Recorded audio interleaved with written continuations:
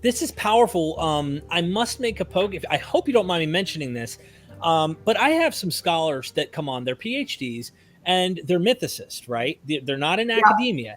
And their proposition is that Jesus was an angel, right? Which that means he wasn't historical, which would go outside of the academic world. But one of their arguments is, and this is one of the things that you did so nicely in your book, they said, well, look, Jesus was crucified by demons and things like that, as Paul seems to portray, like the archons of this age.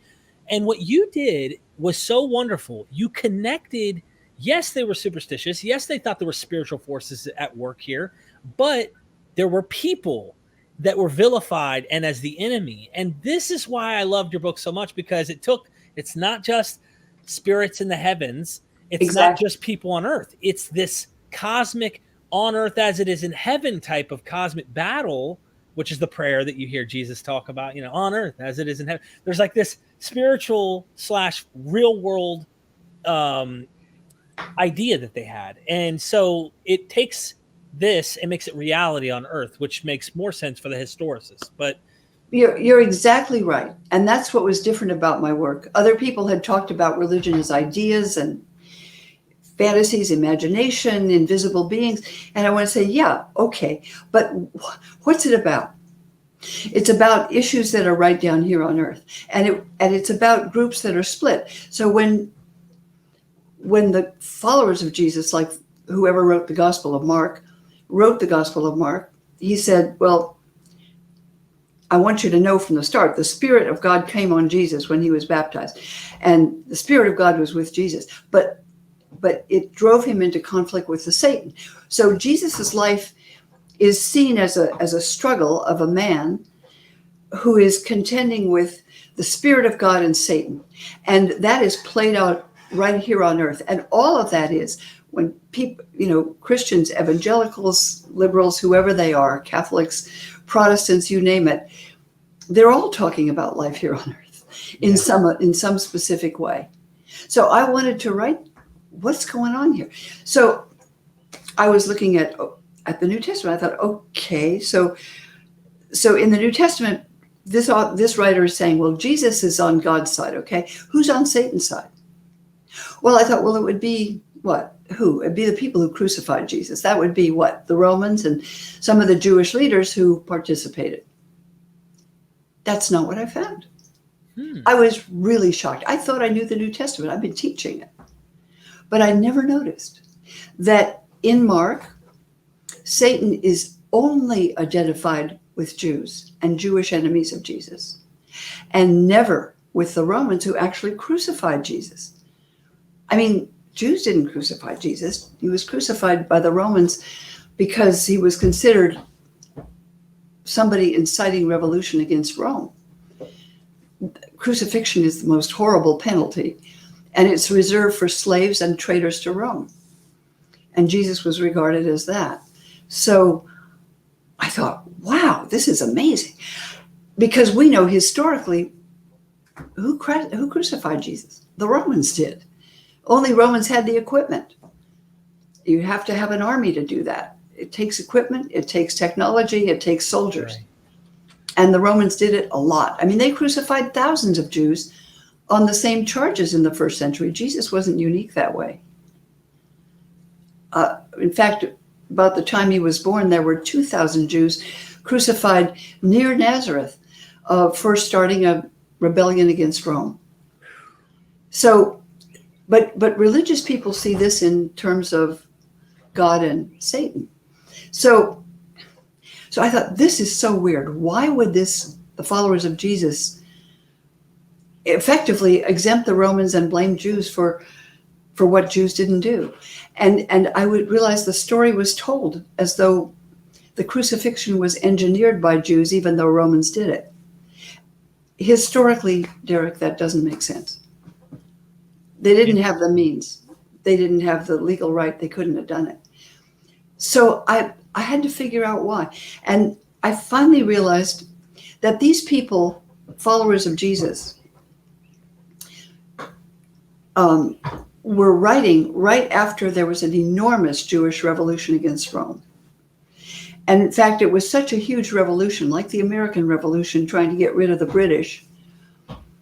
These were Jews trying to get the Romans out of their city and their city of Jerusalem and out of their land and stop dominating all the nations that the Roman Empire dominated.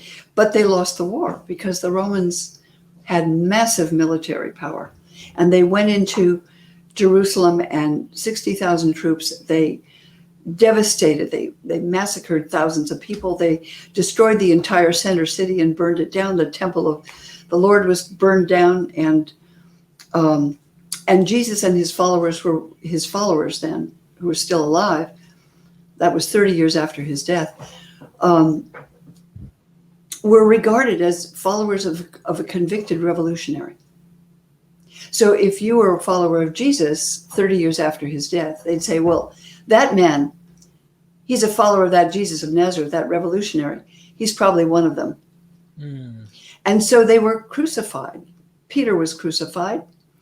Paul was beheaded because he was a Roman citizen, and Roman citizens got quicker deaths that weren't as painful. Jesus' brother James was stoned to death in Jerusalem. Horrible way of dying. It takes a long time, like crucifixion. So they didn't want to be seen as revolutionaries because it was so dangerous. So they basically told the story of the death of Jesus in a way to sort of say, well, okay, Romans did it, but it was the Jews who instigated the whole thing. Do you think that was to save their hide? Or yes. Do you think there was, let me ask you this, do you think there was any historical verisimilitude to the idea of Jewish sects disagreeing with a historical Jesus who's preaching some message, and he's facing guys on earth at this time that are actually rejecting him and actually saying no, and that gave them ammunition to say, look, not only look what happened in 70 AD, because you didn't listen to the guy, we're blaming you guys. You didn't listen to him, and God sent the Romans as punishment like he did, to the Babylonians, whatever else in the Old Testament. I don't know. Well, you're totally right. That happened a little bit later, but early on, and there were Jews who thought Jesus was a heretic, and he was a troublemaker, and some people thought he was a revolutionary, but likely the evidence suggests to me that he wasn't. Some people claim that he might have been, probably not. But his followers were not starting a revolution, but they were under suspicion. So basically, yes, I think it was a save your hide thing, because it means, look, our leader was arrested for being and crucified for being a revolutionary, but it was a false charge. His own people ganged up against him and they accused him of things he wasn't guilty of. And that's what happened. And the Romans wanted to release him. They knew he was innocent. Pilate was such a nice guy. Well, if you look at the history, Pilate wasn't that way at all. He crucified people without trials all the time. I'm not laughing about the seriousness of it. I just think it's funny because it's like, this is interesting. Yeah. Oh, it's so fascinating because when you study the history of religion, Derek, it changes the way you see that whole collection of stories. It doesn't change everything, but it just changes the angle. So I began to realize, I started looking at stories of Satan as kind of a joke, the cartoon figure. And I came right up against the real world, just like you say, the real social world, and how followers of Jesus had really demonized Jews. And that was not a problem as long as they were being hunted by Romans and crucified and executed. But when they came into power in the 4th century, they legislated laws against the Jews. You could be burned alive for converting someone to Judaism. And in the Middle Ages, in the Holy Roman Empire, Jews were considered the killers of Christ. And they were hunted and they were targeted and they were, it's absolutely horrific to see how Christians have treated Jews for thousands of years if you start to study it. Jonathan Carroll wrote a book called Constantine's Sword about this, and he stopped being a Catholic priest. He said he was Wow. so appalled by the treatment of Jews when he realized what actually happened. So then when you look at the 19th and 20th century, you know, the Holocaust, if you look in Germany, Hitler was actually, well, his propaganda minister was a Christian, believe it or not, Joseph Goebbels. And he said, Hitler is bringing in the 1,000-year reign of Christ. That's why it's the Dritte Reich, the third kingdom, is the third millennium. And he's coming as the forerunner of Christ, and he's getting rid of all the Jews who are enemies of Jesus. Ooh. And Jesus wasn't a Jew, if you read Nazi propaganda.